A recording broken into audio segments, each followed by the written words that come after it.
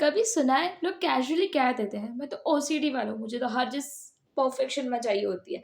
लेकिन ओसीडी सिर्फ साफ सफाई या परफेक्शन का क्रेज नहीं है, ये एक मेंटल हेल्थ डिसऑर्डर है जो इंसान की डेली रूटीन लाइफ को अफेक्ट कर देता है। हेलो एवरीवन, मैं विभावती नोदिया, अ बी साइकोलॉजी स्टूडेंट, और आज हम जानेंगे ओसीडी के बारे में। ये क्या होता है, कैसे होता है और उसके सॉल्यूशंस क्या हैं, इन सब चीज़ों के बारे में।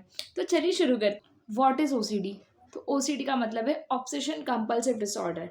ऑब्सेशन मतलब हमारे दिमाग में बार बार एक ही सोच या डर आना, और कंपल्शन का मतलब होता है उस डर को खत्म करने के लिए एक ही चीज़ को बार बार रिपीट करना। फॉर एग्जाम्पल हाथ बार बार धोना, या दिमाग में अनवांटेड थॉट्स जो कंट्रोल नहीं हो पाते उनका आना।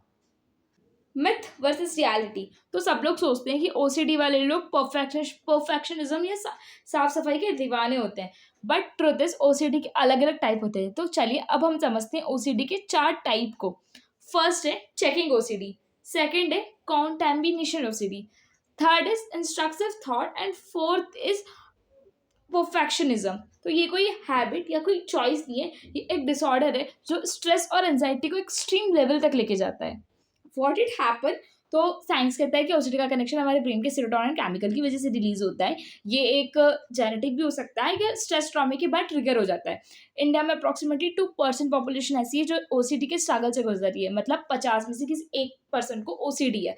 लेकिन अवेयरनेस इतनी कम है कि लोग इसे फनी हैबिट समझ लेते हैं। अब इस चीज़ को एक एग्जाम्पल की मदद से समझते हैं। सोचो एक स्टूडेंट है जो अपनी एग्जाम शीट के रोल नंबर को 15 से 20 बार चेक कर रहा है। इस चीज़ को लेकर उसके दोस्त उसका मजाक उड़ाते हैं, लेकिन उसके लिए एक रियल लाइफ स्ट्रगल है। आफ्टर थेरेपी उसने अपने थॉट्स को समझना सीखा, कंपल्शन को कंट्रोल करना सीखा, और अब उसकी लाइफ एक मैनेजेबल है। लेकिन बिना थेरेपी के ये एक सीरियस प्रॉब्लम बन सकती है। Solution and hope. तो ओसीडी एक मैनेजेबल है। कॉग्निटिव बिहेवियर थेरेपी मदद करती है हमारे थॉट्स और कंपल्शन को कंट्रोल करने के लिए।